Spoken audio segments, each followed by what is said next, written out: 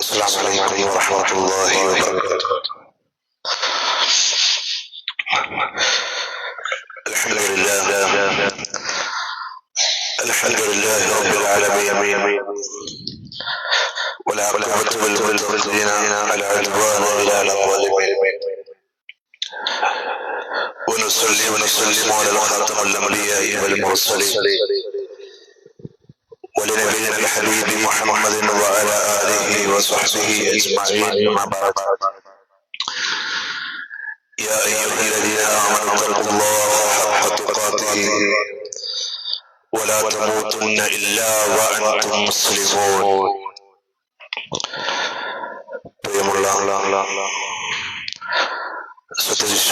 വിശ്വാസികളെ, സഹോദരന്മാരെ, സർവശക്തനും പ്രപഞ്ചനാഥനുമായ അല്ലാഹു സുബ്ഹാനഹു വ തആലയുടെ വിധിവിലക്കുകളും നിയമനിർദ്ദേശങ്ങളും ജീവിതത്തിന്റെ എല്ലാ മേഖലകളിലും കഴിവിന്റെ പരമാവധി കാത്തു സൂക്ഷിച്ച് ജീവിതത്തെ ചുറ്റപ്പെടുത്തണമേ എന്ന് ആമുഖമായി കൊണ്ടുണർത്തുകയാണ്, വസിയത്ത് ചെയ്യുകയാണ്.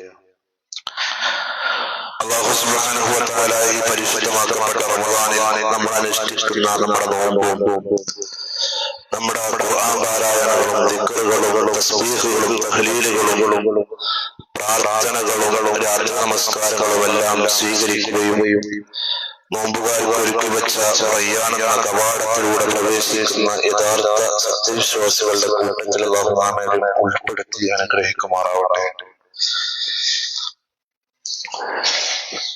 ബഹുമാന്യനായ പ്രിയ സുഹൃത്ത് യാസിർ സ്വലാഹി അദ്ദേഹത്തിന് അത്യാവശ്യമായിട്ട് വേറെ സ്ഥലത്തേക്ക് പോകേണ്ടതുണ്ടെന്ന് പറഞ്ഞപ്പോൾ അദ്ദേഹം വിളിച്ചു ഏർപ്പെടുത്തി.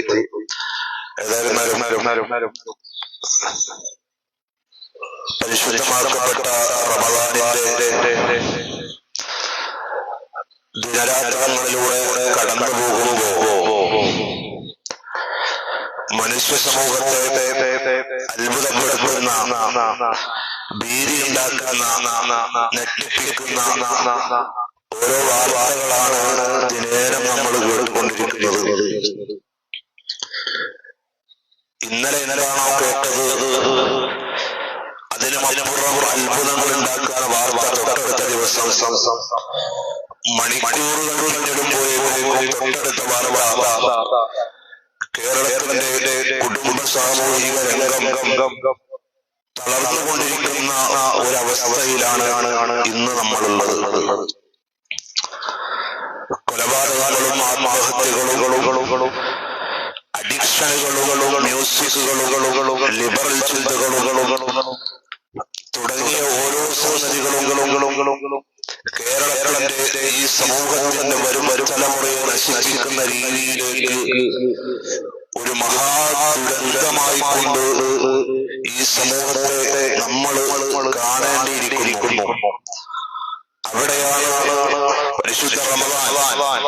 ആ റമദാനിൽ നമ്മളടിച്ചിരിക്കുന്ന നമ്മുടെ നോമ്പ്, ആ നോമ്പനുഷ്ഠിക്കവേ ഇത്തരം സാഹചര്യത്തിൽ എന്നെ കൊണ്ട് സാധിക്കും ഇത്തരം അരാജകങ്ങൾക്കെതിരെ പ്രവർത്തിക്കാൻ, ഇത്തരം അധാർമികതകൾക്കെതിരെ പ്രവർത്തിക്കാൻ ഞാൻ എന്താണ് മുൻകൈയെടുക്കേണ്ടത് എന്ന ചിന്തയാണ് നമ്മുടെ ഓരോ മനസ്സിലുണ്ടാകേണ്ടത്.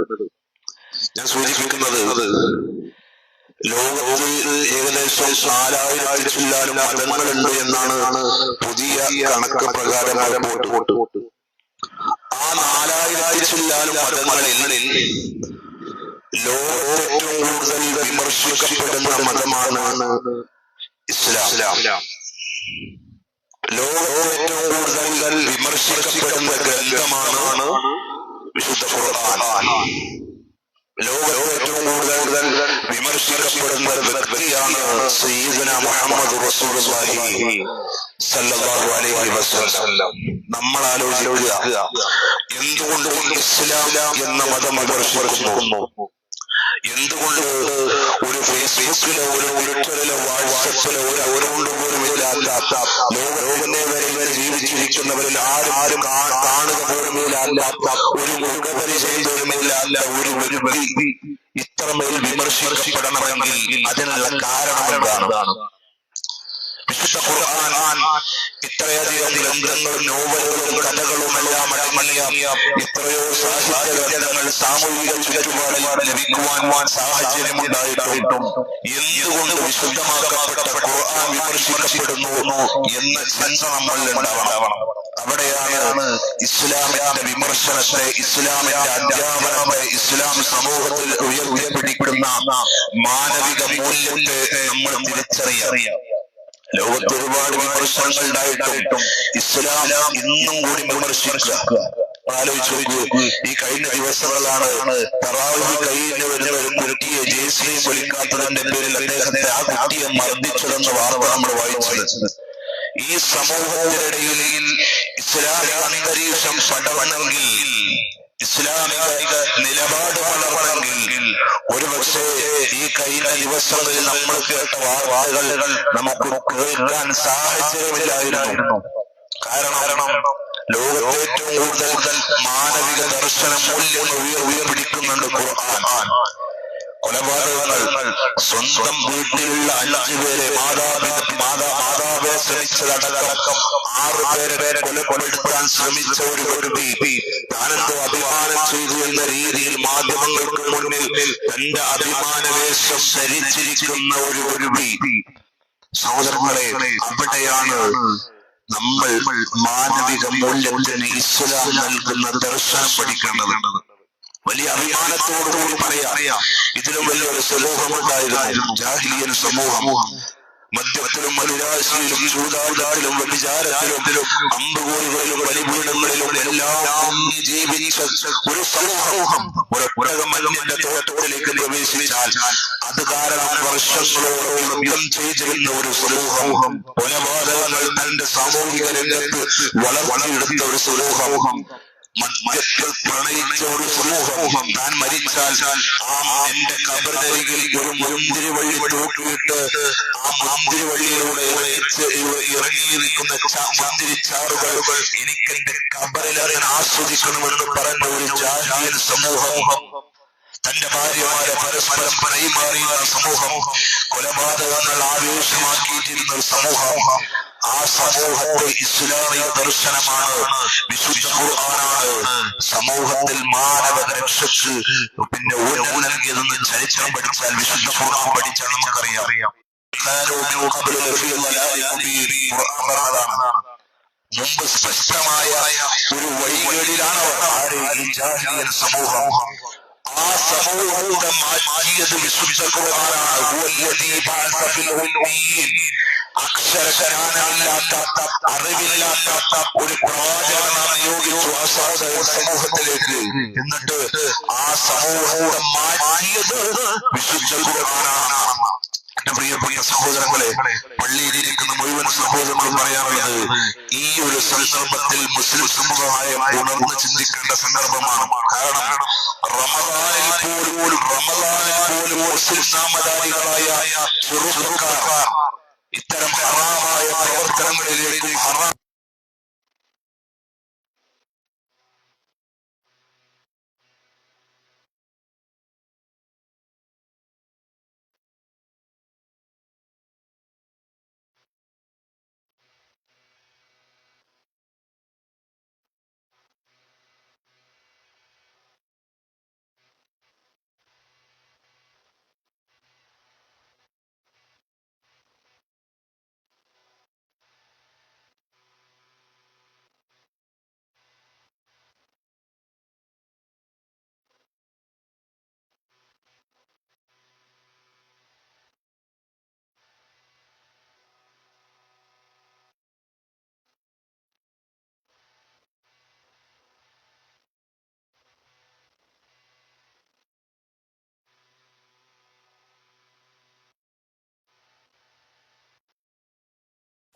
നശിക്കണം, ഇസ്ലാമിക മൂല്യങ്ങൾ നശിക്കണം, സമൂഹത്തിൽ ഇത്തരം ചിന്തകളും മറ്റു ചിന്തകളുമായി ഉടലെടുക്കണം എന്ന ചിന്ത നടക്കുന്നവർ. രണ്ടാമത്തത് ഇസ്ലാമിനെ വിമർശിക്കുന്നത് മതത്തിന്റെ ഉള്ളിൽ തന്നെ തലപ്പാവതരിച്ചുകൊണ്ട് സിയായിസത്തിന്റെ അതേ രൂപത്തിലുള്ള ആശയങ്ങൾ ഇസ്ലാമിലേക്ക് ഇതാണ് ഇസ്ലാമിന്റെ പാരമ്പര്യമായി പഠിക്കപ്പെടുന്നു. ഈ ആളുകളെ പ്രിയപ്പെട്ടവരെ, ഈ രണ്ട് വിഭാഗത്തിന്റെ മുന്നിൽ യഥാർത്ഥത്തിൽ ഇസ്ലാമിന്റെ സൗന്ദര്യ ദർശനം എന്താണ് ബോധ്യപ്പെടുത്തേണ്ടത് കാലഘട്ടത്തിന്റെ അനിവാര്യതയാണ്. കാരണം കൊലപാതകങ്ങൾ വർദ്ധിക്കുന്നു, ആത്മഹത്യകൾ വർദ്ധിക്കുന്നു. റസൂലുള്ളാഹി സ്വല്ലല്ലാഹു അലൈഹി വസല്ലം പറഞ്ഞതുപോലെ കൊന്നവരെന്നവരാണ് അറിയില്ല ഞാനാണ് കൊന്നതെന്ന്, കൊല ചെയ്യപ്പെട്ടവൻ അറിയില്ല ആരാണ് കൊല ചെയ്യപ്പെടുന്നത്.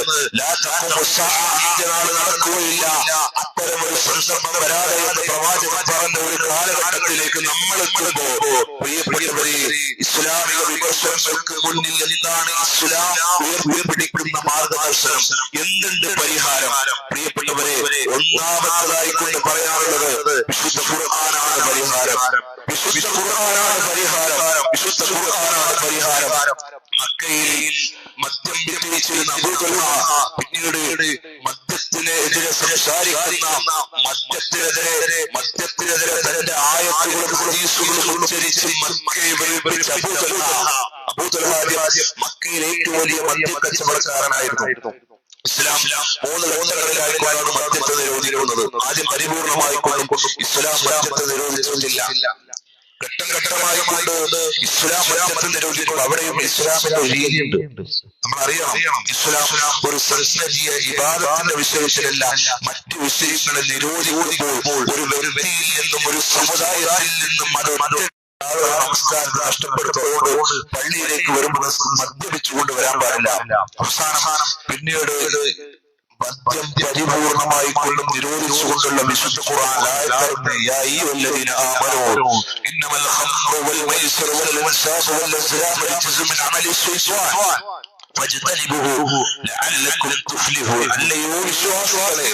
മക്കയിലുള്ള വിശ്വാസികളെ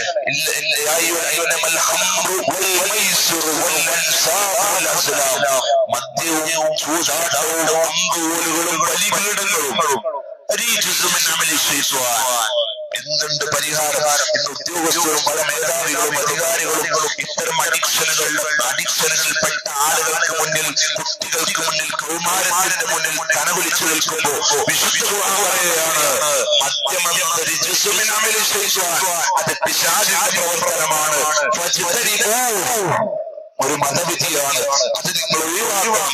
അത് നിങ്ങൾ അവിടെ ഉപേക്ഷിക്കണം.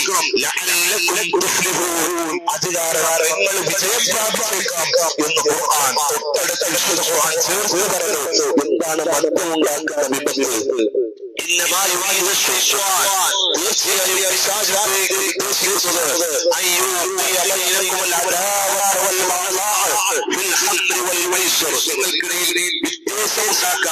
നിങ്ങൾക്കിടയിൽ പകരമുണ്ടാക്കാൻ, അതാണ് പിശാചി മദ്യത്തിലൂടെയും ചൂതാട്ടത്തിലൂടെയും ഉദ്ദേശിക്കുന്നത്. എന്നിട്ട് റബ്ബ്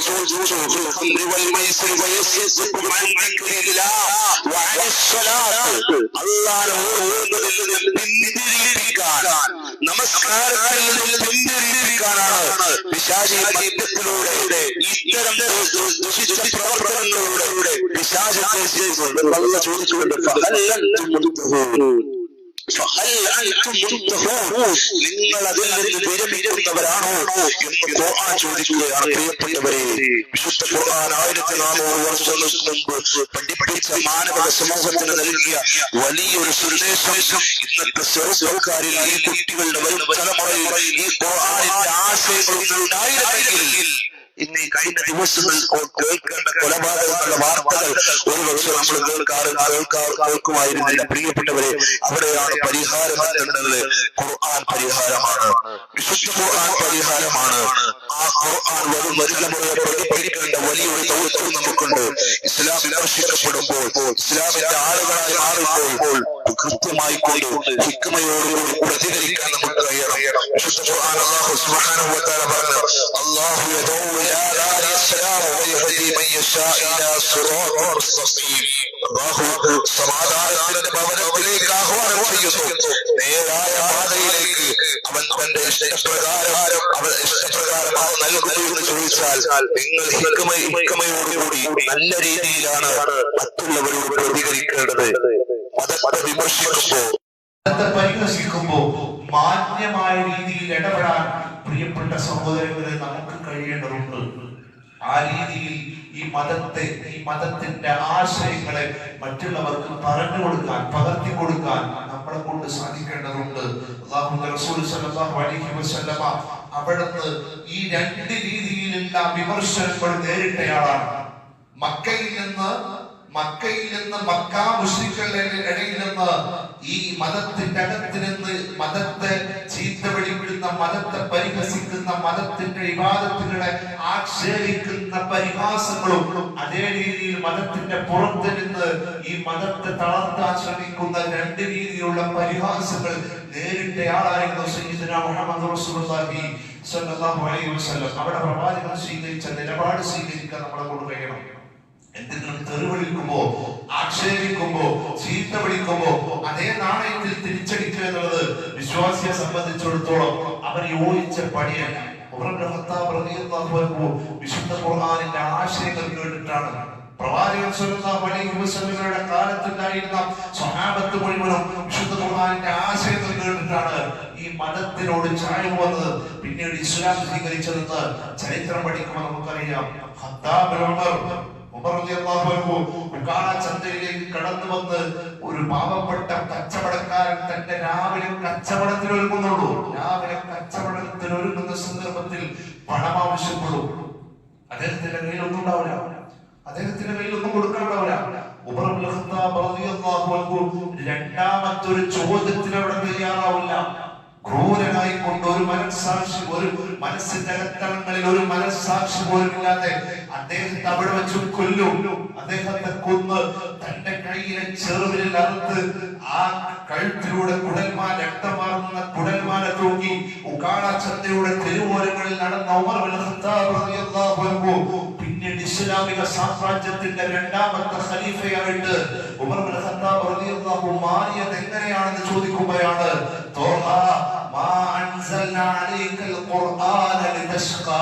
എന്ന ഖുർആൻ കേട്ടിട്ടാണ് ഉമർ ഇബ്നു ഖത്താബ് റളിയല്ലാഹു അൻഹു അദ്ദേഹത്തിന് ഇസ്ലാമിക ബോധം ഉണ്ടാവുന്നത്.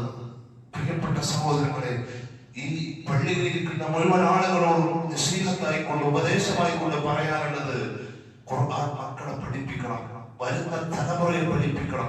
ഖുർആൻ ഓതാനല്ല, ഖുർആൻ വെറും കേവല പാരായണത്തിനല്ല, മറിച്ച് ഖുർആൻ ജീവിതത്തിലേക്ക് കൊണ്ടുവരുന്നവരായി കൊണ്ട് നമ്മൾ മാറ്റണം. കാരണം സ്വന്തം മാതാപിതാക്കളെ കൊല്ലുവാൻ മടിയില്ലാത്ത ഒരു കാലഘട്ടത്തിൽ അത് അഭിമാനമായി ഏറ്റെടുക്കുന്ന ഒരു തലമുറയിൽ പ്രിയപ്പെട്ടവരെ, മതം നൽകുന്ന സന്ദേശങ്ങൾ പഠിപ്പിച്ചിട്ടില്ലെങ്കിൽ വരും വലിയ അപകടം സ്വന്തം വീട്ടിലുണ്ടാവുക ഇല്ല എന്ന് ഒരു ഉറപ്പ് നമുക്ക് പറയാൻ കഴിയും. അതുകൊണ്ട് ആത്മാർത്ഥമായി കൊണ്ട് സഹോദരങ്ങളെ, ഖുർആനിന്റെ ആശയക്കാരായി കൊണ്ട് നമ്മുടെ മക്കളെ നമ്മുടെ മാറ്റണം എന്നുള്ളതാണ്. റസൂലുള്ളാഹി സ്വല്ലല്ലാഹു അലൈഹി വസല്ലമക്കെതിരെ ഈ ഖുർആൻ സന്ദേശം പരത്തുന്നതിൽ പ്രവാചകൻ ഒരുപാട് വിമർശനങ്ങൾ നേരിട്ടിട്ടുണ്ട്, പ്രവാചകൻ ഒരുപാട് ആക്രമണങ്ങൾ നേരിട്ടിട്ടുണ്ട്. പ്രവാചകൻ സ്വല്ലല്ലാഹു അലൈഹി വസല്ലമ ആയിഷ റളിയല്ലാഹു അൻഹ പറഞ്ഞത്, തന്റെ കൈകൊണ്ട് ഒരിക്കലും പ്രവാചകൻ അവിടുന്ന് ആരെയും അടിച്ചിട്ടില്ല, ഒരു സ്ത്രീയെയും ഒരു ദാസനെയും പോലും ഒരാളെയും ഒന്ന് ചീത്ത വിളിച്ചിട്ടില്ല, തിരിച്ച് അതേ നാണയത്തിന് മറുപടി കൊടുത്തിട്ടില്ല.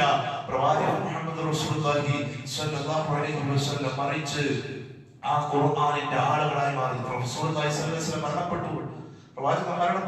പ്രവാചകന്റെ 9 ഭാര്യമാർ, സൗദ ബീവിയടക്കം 9 ഭാര്യമാർ അവിടെ ജീവിച്ചിരിക്കുന്നുണ്ട്. സ്വഹാബത്ത് ഖബർ മയ്യത്ത് മറവ് ചെയ്ത് തിരിച്ചു പോരുമ്പോ ഭാര്യമാരെ അവിടെ ഒരുമിച്ച് കൂടുമ്പോ സ്വഹാബികൾ ചോദിച്ചു, അല്ല, പ്രവാചകന്റെ ജീവിതത്തിലെ ഭർത്തൃത്വ ജീവിതം എങ്ങനെയുണ്ടായിരുന്നു? സൗദ ബീവിയടക്കമുള്ള ആളുകൾ പറഞ്ഞു, അവിടുത്തെ റസൂലുള്ളാഹി സ്വല്ലല്ലാഹു അലൈഹി വസല്ലം അവിടുത്തെ ജീവിതത്തിൽ ഞങ്ങൾ ഒരു കരി കൊണ്ട് അവിടുന്ന് ചീത്ത വിളിച്ചിട്ടില്ല, അവിടുന്ന് ശകാരിച്ചിട്ടില്ല, ഒന്ന് മുഖം നോക്കി ചുളിച്ചിട്ട് പോലുമില്ല എന്ന് തന്റെ ഭാര്യമാരെ ഒന്നടങ്കം പറഞ്ഞ അവസാനം ആയിഷ റളിയല്ലാഹു അൻഹ പറഞ്ഞത്, കാന ഖുൽഖുഹു ഖുർആനൻ. പ്രവാചകന്റെ ജീവിതം അത് വിശുദ്ധ ഖുർആനായിരുന്നു എന്നതാണ്. പ്രിയപ്പെട്ട സഹോദരങ്ങളെ, ഈ ഒരു സന്ദേശം നമ്മൾ ഉണർത്തേണ്ടതുണ്ട്, മക്കളെ ദൗത്യപ്പെടുത്തേണ്ടതുണ്ട്.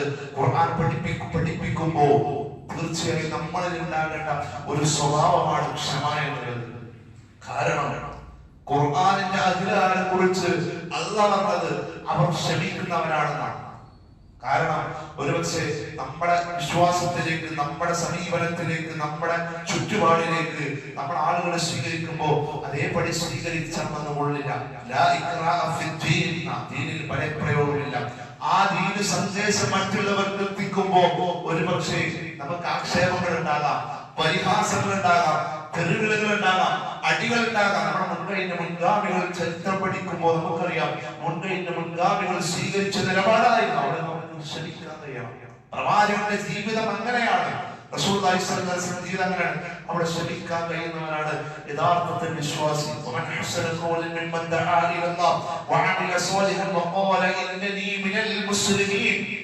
നിങ്ങളുടെ കൂട്ടത്തിൽ ഏറ്റവും നല്ല വാക്ക് പറയുന്നവരാരാണുള്ളത്? അല്ലാഹുവിലേക്ക് ക്ഷണിക്കുന്നതിനേക്കാളും ദഅവത്ത് പ്രബോധനം ചെയ്യുന്നതിനേക്കാളും നിങ്ങളുടെ കൂട്ടത്തിൽ ഏറ്റവും നല്ല സംസാരം സംസാരിക്കുന്നവൻ ആരാണുള്ളത്? സൽക്കർമ്മങ്ങൾ ചെയ്യുകയും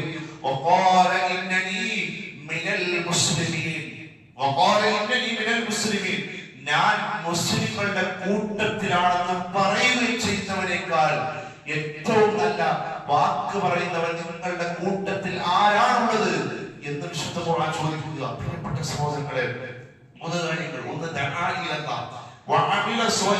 മൂന്നാമത്തതായി കൊണ്ട് ഞാൻ മുസ്ലിങ്ങളുടെ കൂട്ടത്തിലാണെന്ന് പറയാം. ഇത് അടിവരട്ട് വെക്കണം.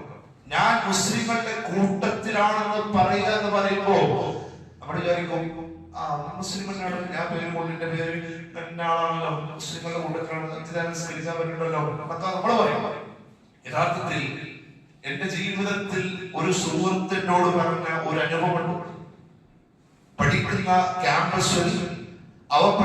ക്യാമ്പസിൽ കൃത്യമായി കൊണ്ട് പള്ളിയിൽ പോയിരുന്ന, കൃത്യമായി കൊണ്ട് ജമാഅത്തിൽ പങ്കെടുത്തിരുന്ന ഒരു കുട്ടി പെട്ടെന്ന് പള്ളിയിൽ നിന്നുള്ള മാറ്റവും ആ കുട്ടിയുടെ വേഷത്തിലും സ്വഭാവത്തിലും പള്ളിയിൽ നിന്ന് പിന്തിരിപ്പിക്കലും മറ്റുള്ള അധാർമികമായ പ്രവർത്തനങ്ങളിലേക്ക് ഇങ്ങനെ ചായവും വന്നു. അപ്പോ ഇവൻ ചോദിച്ചു, അല്ല പള്ളിയിലൊക്കെ കൃത്യമായിട്ട് വന്ന ആളാണല്ലോ, ഇപ്പൊ എന്താ പറ്റി പള്ളിയിലൊന്നും ആണല്ലോ ചോദിച്ചപ്പോ ഞാന് പിന്നെ ഇസ്ലാം കുറച്ചൊക്കെ ഒരു ചായവും മതിയായിക്കണം. ഇസ്ലാം അങ്ങനെ ഒരു ഇടുക്കിയ മതമാണ്. ഇസ്ലാം ഒരു സ്വാതന്ത്ര്യം നൽകാത്ത മതമാണ്.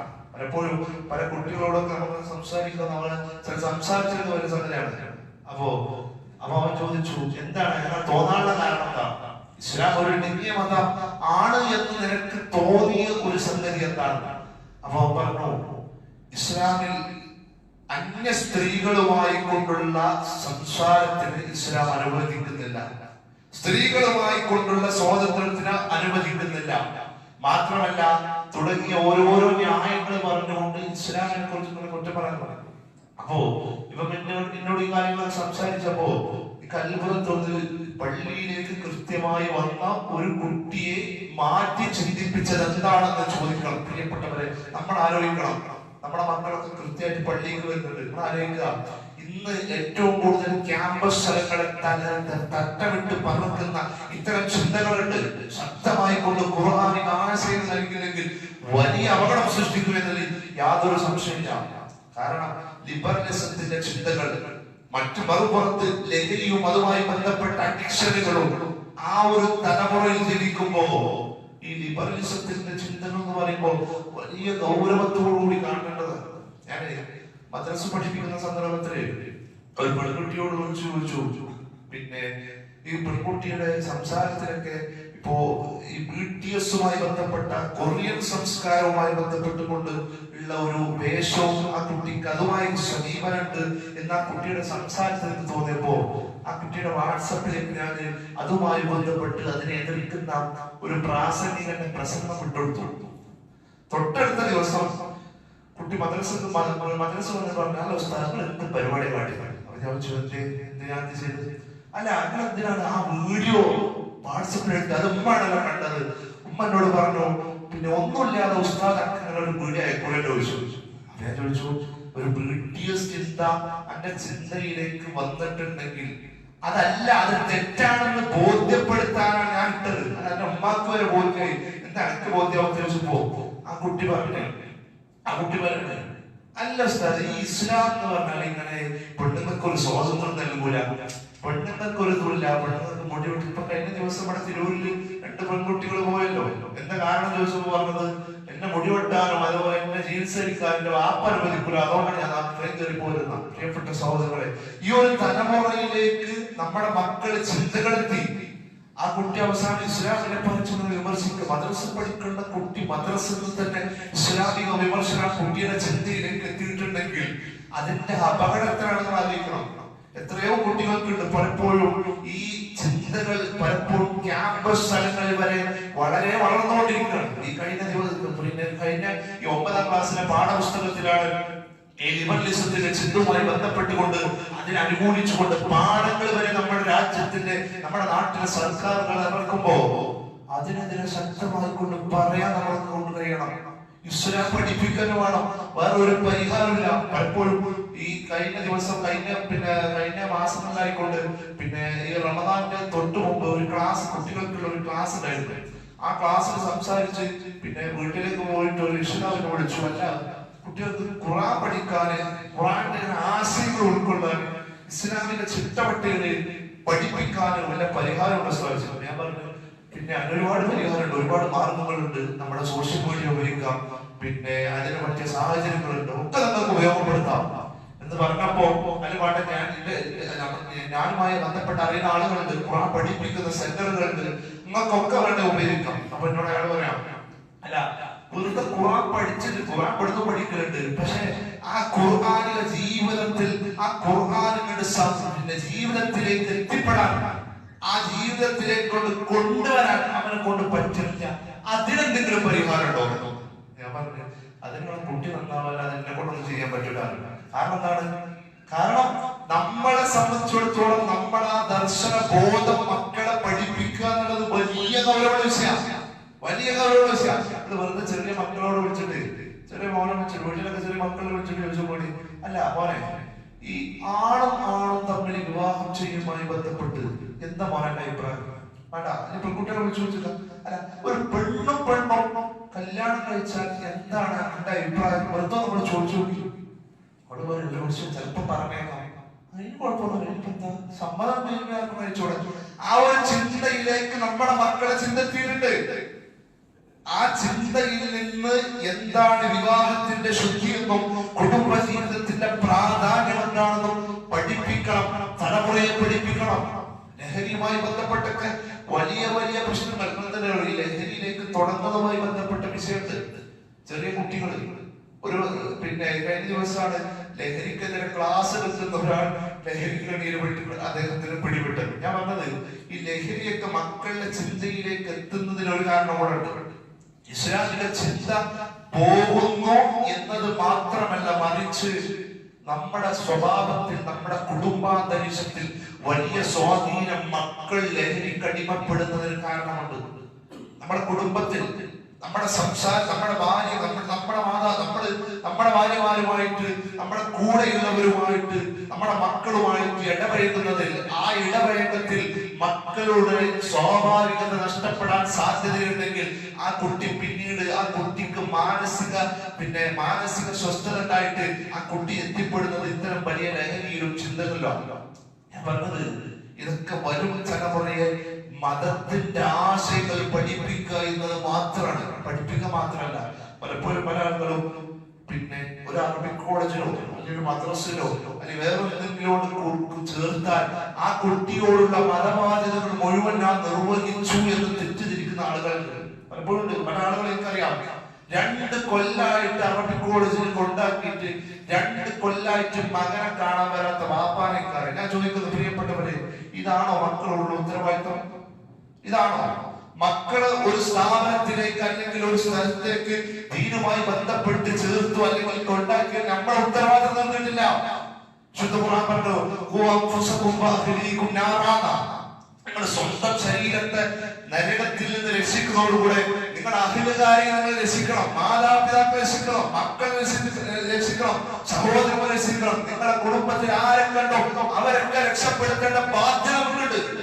അപ്പൊ മക്കൾ രക്ഷപ്പെടുത്തുമ്പോ എന്ന് പറയുമ്പോ മക്കൾക്ക് എന്തെങ്കിലും ഒരു ഖുർആൻ ആയത്ത് കേൾപ്പിച്ച് ആളുകൾ ധാരണമാണ്. നിങ്ങൾ രാവിലെ ഒരു ഖുർആൻ ഓതാൻ കഴിയും, ഒന്ന് ഓതണം, ഓരോ നിസ്കരിക്കണം, പള്ളിക്ക് നിസ്കരിച്ചു. അവനോടുകൂടി അവനോടുള്ള മതബാധ്യതകൾ തീർന്നു എന്ന് തെറ്റിദ്ധരിക്കപ്പെടുന്ന രക്ഷിതാക്കളുണ്ട്. പ്രിയപ്പെട്ട സഹോദരങ്ങളെ, വരും തലമുറക്ക് ഈ മതത്തിന്റെ ആശയങ്ങൾ സാമൂഹികപരമായിട്ട് നൽകി അത് ജീവിതത്തിൽ പകർത്താൻ കഴിഞ്ഞിട്ടില്ലെങ്കിൽ വലിയൊരു നഷ്ടം നമ്മുടെ കുടുംബത്തിലല്ല, നമ്മുടെ ചുറ്റുപാടിൽ വരെ സംഭവിക്കും. അവിടെ ഖുർആൻ പഠിപ്പിക്കുന്നു, ഞാൻ നേരത്തെ പറഞ്ഞ പോലെ ക്ഷമയും കൂടെ ജീവിതത്തിൽ ചേർത്ത് പഠിക്കണം. സ്വഹാബത്തിന്റെ ജീവിതത്തിലൊക്കെ സ്വഹാബികൾ ഇസ്ലാമിക ദർശനത്തിന് വേണ്ടി പൊരുതിയപ്പോൾ ആ സ്വഹാബികളുടെ ജീവിതത്തിലെ ചരിത്രങ്ങളും നമ്മുടെ മക്കൾക്കിടക്കുന്ന ബോധം നൽകിയാണ്. പലപ്പോഴും കുട്ടികൾക്ക് ഇന്നത്തെ തലമുറയിൽ നമ്മുടെ മുൻഗാമികൾ അധ്വാനിച്ച ആ ഒരു അധ്വാനത്തിന്റെ ഇസ്ലാമിക സമൂഹം ഈ ചുറ്റുപാടിലേക്ക് കടന്നു വന്ന ആ ഒരു അധ്വാനത്തിന്റെ ആ ഒരു പരിശ്രമം മക്കൾക്ക് അറിയാതെ പോയിട്ടുണ്ട്. നമ്മളെ പലപ്പോഴും മക്കളെ മാത്രം കുറ്റം പറയുന്നതോടെ നമ്മുടെ ഉത്തരവാദിത്വം നമ്മൾ ക്ലിയർ ആക്കിയിട്ടുണ്ടോ എന്നത് കൂടെയാണ് നമ്മൾ ചിന്തിക്കേണ്ടത്. ഖുർആൻ പഠിപ്പിക്കുക, ഖുർആനിന്റെ ആളുകളാക്കി നമ്മൾ മാറ്റുക. പ്രിയപ്പെട്ട സഹോദരങ്ങളെ, ഒരൊറ്റ കാര്യം കൂടെ സൂചിപ്പിച്ചോട്ടെ. നമ്മൾ ജീവിതത്തിൽ ഖുർആൻ പഠിപ്പിക്കുമ്പോൾ, ആ ഖുർആൻ അനുസരിച്ച് ജീവിക്കുമ്പോൾ നമ്മൾ രണ്ടാണ്ട സംഗതിയാണ് ക്ഷമ എന്നുള്ളത്. ചേർത്ത് പറയേണ്ടത് ആ ക്ഷമയുണ്ടാകുന്നതോടുകൂടെ മക്കൾക്ക് വിട്ടുവീഴ്ച ചെയ്യാനുള്ള ഒരവസരം നമ്മൾ നൽകുകയാണ്. വിട്ടുവീഴ്ച. കാരണം റസൂലുള്ളാഹി സ്വല്ലല്ലാഹു അലൈഹി വസല്ലം പറഞ്ഞത് ഒരു മനുഷ്യന് ഒരു സത്യവിശ്വാസം ഉണ്ടാകേണ്ട രണ്ട് ഗുണവിശേഷങ്ങളാണ്, ഒന്ന് ക്ഷമയും ഒന്ന് വിട്ടുവീഴ്ചയും. അത് പഠിപ്പിക്കണം. ഇല്ലാത്തതുകൊണ്ടാണ് കൊലപാതകങ്ങളൊക്കെ ഉണ്ടായത്. ഒന്ന് പറഞ്ഞാൽ രണ്ടാമത്തെ കുട്ടിക്ക് മറുപടിയില്ല. ആ കുട്ടി പിന്നീട് തന്റെ കയ്യിൽ എന്തുണ്ട് പരിഹാരം, ഇത് ഈ പ്രശ്നം നമ്മുടെ അവസാനിപ്പിക്കാൻ നോക്കാം. കുട്ടി ആയുധം എടുക്കും, അല്ലെങ്കിൽ കുട്ടി വേറെ എന്തെങ്കിലും എടുക്കും. ഈ സംഗതിക്ക് ഇവിടെ മുതിരൂല. അവിടെ കുട്ടിക്ക് ഖുർആന്റെ ദർശനം അല്ലെങ്കിൽ മറ്റൊരു ചിന്തയില്ല. കുട്ടി എങ്ങനെയെങ്കിലും ഈ ഒരു ചിന്തയിലേക്ക് നമ്മുടെ തലമുറയെ എത്തിച്ചു. അതുകൊണ്ട് പ്രിയപ്പെട്ട സഹോദരങ്ങളെ, ഖുർആനിന്റെ ആളുകളായിക്കൊണ്ട്, വിശുദ്ധ ഖുർആനിന്റെ വാഹകരായിക്കൊണ്ട് നമ്മൾ മാറ്റുക. അതുപോലെ തന്നെ അവസാനമായിക്കൊണ്ട് പ്രിയപ്പെട്ട സഹോദരൻ പറയാനുള്ളത്, ഖുർആൻ സമൂഹത്തിൽ ദർശിക്കപ്പെടുന്ന ഖുർആനിന്റെ അഹിലുകാരായിക്കൊണ്ട് നമ്മുടെ മക്കളെ മാറ്റുക. ഖുർആൻ പഠിപ്പിക്കുന്ന നിങ്ങളുടെ കൂട്ടത്തിൽ ഏറ്റവും ഉത്തമൻ അത് ഖുർആൻ പഠിക്കുകയും അത് പഠിപ്പിക്കുകയും ചെയ്യുക. മക്കളെ മതബോധത്തിൽ വളർത്തുക രക്ഷിതാക്കളുടെ കടമയാണ്. ഈ ബദർ യുദ്ധം വരുന്നുണ്ടല്ലോ, ബദർ നമ്മൾ പഠിക്കേണ്ട ഒരു ചരിത്രമുണ്ട്.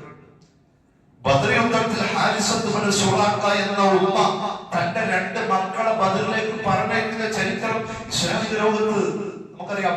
ബദർ എന്ന സ്ഥലത്ത് പോയാൽ ആ ബദർ ഷഹീദുമാരിൽ 14 ഷഹീദുമാരിൽ ഉമൈർ ഇബ്നു അബീ വഖാസ് എന്ന 16 വയസ്സ് മാത്രം പ്രായമുള്ള ചെറുപ്പക്കാരനാണ് ഒന്നാമത്തെ ഷഹീദ്.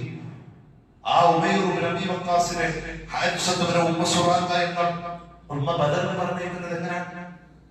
സഅദ് ഇബ്നു അബീ വഖാസ് 18 വയസ്സ് മാത്രം പ്രായം. ആ സഅദ് റസൂലുള്ളാഹിയോട് ചോദിക്കുന്നത്, നബിയെ ഈ ബദറിലേക്ക് ഞാനുണ്ട് നബിയെ.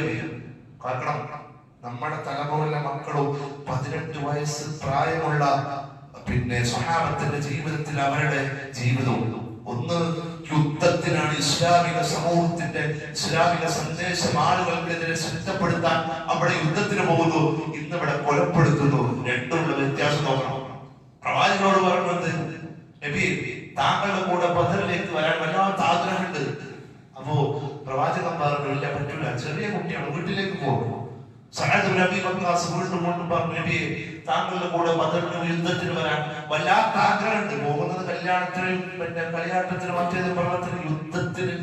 സഅദ് ഇബ്നു അബീ വഖാസ് റളിയല്ലാഹു അൻഹു പിന്നീട് അദ്ദേഹത്തിന്റെ വാശി കാരണം റസൂലുള്ളാഹി സ്വല്ലല്ലാഹു അലൈഹി വസല്ലം സംഭവിച്ചു. ആ സമ്മതം കാരണം യുദ്ധത്തിൽ സംഭവിച്ചു. ആ സമ്മതം കാരണം തന്റെ തൊട്ടന്നെ 16 വയസ്സ് മാത്രം പ്രായമുള്ള ഉമൈർ ഇബ്നു അബീ വഖാസിന് വല്ലാത്ത സങ്കടം. നബി എന്തെങ്കിലും കൂടെ യുദ്ധത്തിന് കൊണ്ട് മാത്രം റസൂലുള്ളാഹി അടുത്ത് പോയിട്ട് നബിയോട് പറഞ്ഞു, സഅദിനെ യുദ്ധത്തിന് വെച്ചില്ല, അതുകൊണ്ട് എന്നെ കൂടെ യുദ്ധത്തിന് കൊണ്ടുപോകണം. പ്രവാചകൻ പറഞ്ഞല്ല, പറ്റൂല, യുദ്ധത്തിനാണ്, നീ വീട്ടിലേക്ക് പോകും.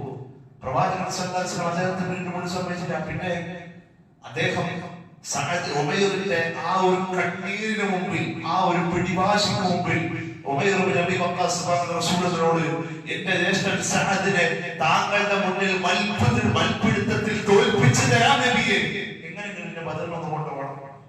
അവസാനം റസൂലുള്ളാഹി സമ്മതിച്ചു. രണ്ടുപേരെയും ബദർ യുദ്ധത്തിലേക്ക് കൊണ്ടുപോകാം. ഹാരിസത്ത് ഇബ്നു സുറാഖ എന്ന ഉമ്മ 16-18 വയസ്സ് മാത്രമുള്ള ചെറുപ്പക്കാരെ ബദറിന്റെ രണാങ്കണത്തിലേക്ക് പറഞ്ഞേക്കുക. തിരിച്ച് ബദറിന്റെ രണാങ്കണം കഴിഞ്ഞ് യുദ്ധം കഴിഞ്ഞ് തിരിച്ച് കാത്തിരിക്കുക. ഉമ്മ 2 മക്കളെ യുദ്ധത്തിന് പറഞ്ഞിട്ട്, ഒരു വാപ്പ എങ്ങനെയാവണം, ഒരു ഉമ്മ എങ്ങനെയാവണം, ഒരു മക്കൾ എങ്ങനെയാവണം, വലിയ പാഠമുണ്ട് ബദർ. തിരിച്ചു ഉമ്മ അങ്ങനെ കാത്തിരിക്കുക. ഉമൈർ ഇബ്നു അബീ വഖാസ്, സഅദ് ഇബ്നു അബീ വഖാസിനെ സഅദ് നടന്നു വരുന്നുണ്ട്. ചെറിയ മകൻ ഉമൈറിനെ കാണുന്നില്ല. ഉമ്മ ചോദിച്ചു, മോനെ ഉമൈർ എവിടെ മോനെ? സഅദ് ഇബ്നു അബീ വഖാസ് പറഞ്ഞത്, താങ്കളുടെ ഇളയ മകൻ ഉമൈർ റസൂലുള്ളാഹിയുടെ കൂടെ യുദ്ധത്തിന് പങ്കെടുത്ത് അള്ളാന്റെ വഴിക്ക് ഉത്തരം നൽകി അള്ളാഹിലേക്ക് യാത്രയായിട്ടുണ്ട്. ഉമ്മ വല്ലാതെ പൊട്ടിക്കരഞ്ഞുകൊണ്ട് റസൂലുള്ളാഹിയുടെ അടുത്ത് ചോദിച്ചു. പ്രവാചകന്റെ അടുത്ത് നിന്നിട്ട് വല്ലാതെ പൊട്ടിക്കരയായി. അപ്പോ പ്രവാചകൻ സല്ലല്ലാഹു അലൈഹി വസല്ലമയോട് പറഞ്ഞു, എന്റെ മകൻ, ഇളയ മകൻ ഉമൈർ ഇബ്നു അബീ വഖാസ് താങ്കളുടെ കൂടെ യുദ്ധത്തിൽ പങ്കെടുത്ത് അള്ളാഹുവിലേക്ക് യാത്രയായിട്ട് നബിയെ, ഞാൻ കരയുന്ന അതിനല്ല, എന്റെ കരച്ചതല്ല, എന്റെ മകന് സ്വർഗമുള്ള നബിയെ എന്നാണ് റസൂലുള്ളാഹി സ്വല്ലല്ലാഹു അലൈഹി വസല്ലം പറഞ്ഞത്. ജന്നത്താ, നിങ്ങളുടെ മക്കൾക്ക് സ്വർഗങ്ങളാണ് എന്നാണ് പ്രവാചകൻ സല്ലല്ലാഹു അലൈഹി വസല്ലം ആ സന്ദർഭത്തിൽ പറഞ്ഞതെന്നാണ്. പ്രിയപ്പെട്ട സഹോദരങ്ങളെ, 16 വയസ്സ് മാത്രം പ്രായമുള്ള ഉമൈർ ഇബ്നു അബീ വഖാസിന് ബദറിന്റെ രണാങ്കണത്തിലേക്ക് പോയി ഇസ്ലാമിക ദർശനങ്ങൾ സമൂഹത്തിൽ നിലനിർത്തണമെന്ന ആശയം ആ ചെറുപ്പക്കാരന്റെ ചിന്തയിലേക്ക് വന്നിട്ടുണ്ടെങ്കിൽ ഇസ്ലാം എത്രമാത്രം സ്വാധീനം ചെയ്യുന്നതിന് വലിയ ഉദാഹരണമാണ് പ്രിയപ്പെട്ടവരെ. അതുകൊണ്ട് ഈ തലമുറയിൽ ഇസ്ലാമാണ് പരിഹാരം. ഈ തരം കൊലപാതകങ്ങൾക്കും അഡിക്ഷനുകൾക്കും മറ്റെല്ലാ ചിന്തകൾക്കും, ലിബറൽ ചിന്തകൾക്കും ലഹരികൾക്കും ശക്തമായി കൊണ്ട് പൊരുതുന്നതോടുകൂടെ പലപ്പോഴും പല മേധാവികളും ഉദ്യോഗസ്ഥരൊക്കെ അത്ഭുതത്തോടുകൂടി നോക്കിക്കാണുന്ന ഈ സാഹചര്യത്തിൽ മുസ്ലിമായിരിക്കെ പരിശുദ്ധ റമദാനിൽ നോമ്പനുഷ്ഠിച്ചിരിക്കെ നമുക്കുള്ള ബാധ്യത ഖുർആനിക സന്ദേശം ഈ ഉമ്മത്തിനെ പഠിപ്പിക്കുക, വരും തലമുറയെ പഠിപ്പിക്കുക, ഖുർആനിന്റെ സന്ദേശകരായിക്കൊണ്ട് ആ മക്കളെ മാറ്റുക, ഖുർആൻ ഓതുന്നവരായിക്കൊണ്ട് മാറ്റണം. 8ാമത്തെ ചോദിക്കുക, വീട്ടിൽ പോയിട്ട് മക്കളോട്, മോനെ എത്ര ഖുർആൻ, ഏകദേശം 8ാമത്തെ നോമ്പായി, എത്ര ഖുർആൻ ഓതി? ആദ്യം നമ്മളോട്ടോ, അല്ലാതെ മക്കളോട് പോയി ചോദിച്ചില്ല. നമ്മൾ ഓതിയിട്ട് മാതൃകയായിട്ട് മക്കളോട് പോയി ചോദിക്കുക, എത്ര ഓതി? ആ മക്കളുടെ ഖുർആൻ പാരായണവുമായി ബന്ധപ്പെട്ടുകൊണ്ടുള്ള, ഖുർആന്റെ അർത്ഥശബ്ദവുമായി ബന്ധപ്പെട്ടുകൊണ്ടുള്ള മക്കളുടെ ബന്ധം എത്ര ഉണ്ട് എന്ന് വിലയിരുത്തണം പ്രിയപ്പെട്ട സഹോദരങ്ങളെ. ഇമാം ശാഫി റഹിമഹുല്ലാഹ് പരിശുദ്ധ റമദാൻ കടന്നു വന്നാൽ അദ്ദേഹം 60 ഖത്തം പൂർത്തിയാക്കിയിരുന്നതാണ്. 60 ഖത്തം എന്ന് പറയുമ്പോൾ ദിവസം 2 ഖത്തം വെച്ച് 2 പ്രാവശ്യം ഖുർആൻ മുഴുവൻ പൂർത്തിയാക്കി ദിവസം റമദാനിൽ ആ ഒരു മുൻഗാമികളുടെ ചരിത്രം പഠിപ്പിച്ച് അതിന്റെ ആ ഒരു രീതിയിലേക്ക് മക്കളെ മാറ്റണം, ഈ വരും തലമുറയെ മാറ്റണം. പല സംഭവങ്ങൾക്കും തുടർത്തുടരിലുള്ള അത്ഭുതപ്പെടുത്തുന്ന സംഭവങ്ങൾക്കും സാക്ഷികളാകാതിരിക്കാൻ മക്കളെ വീടുള്ളവരാക്കുക. പ്രിയപ്പെട്ടവരെ, മക്കൾക്ക് ധാർമ്മിക ബോധം നൽകുക എന്ന് മാത്രമാണ് സൂചിപ്പിക്കാനുള്ളത്. അല്ലാഹു അനുഗ്രഹിക്കുമാറാവട്ടെ. നമ്മുടെ എല്ലാ പ്രവർത്തനങ്ങളും സ്വീകരിക്കുകയും അർഹമായ പ്രതിഫലം തന്ന് അനുഗ്രഹിക്കുകയും ചെയ്യുമാറാവട്ടെ. പരിശുദ്ധ റമദാനിൽ നമ്മൾ അനുഷ്ഠിക്കുന്ന മുഴുവൻ കർമ്മങ്ങൾ അല്ലാഹു സ്വീകരിക്കുകയും അർഹമായ പ്രതിഫലം തന്ന് അനുഗ്രഹിക്കുകയും ചെയ്യുമാറാവട്ടെ. നമ്മളിൽ വന്നു പോയ ചെറുതുവലുതുമായ തെറ്റുകുറ്റങ്ങൾ അല്ലാഹു പുറത്ത് മാപ്പാക്കി തരുമാറാവട്ടെ. അല്ലാഹു ഗഫിർ മുഅ്മിനീന വൽ മുഅ്മിനാത്ത് വൽ മുസ്ലിമീന വൽ മുസ്ലിമാത്ത് വൽ അഹ്യാഇ വൽ അംവാത്ത്. ربنا تقبل منا انك انت السميع العليم وتب علينا انك انت التواب الرحيم. سبحانك اللهم وبحمدك أشهد أن لا إله إلا أنت أستغفرك وأتوب إليك. وصلى الله على نبينا محمد وعلى آل محمد والحمد لله رب العالمين. السلام عليكم ورحمة الله.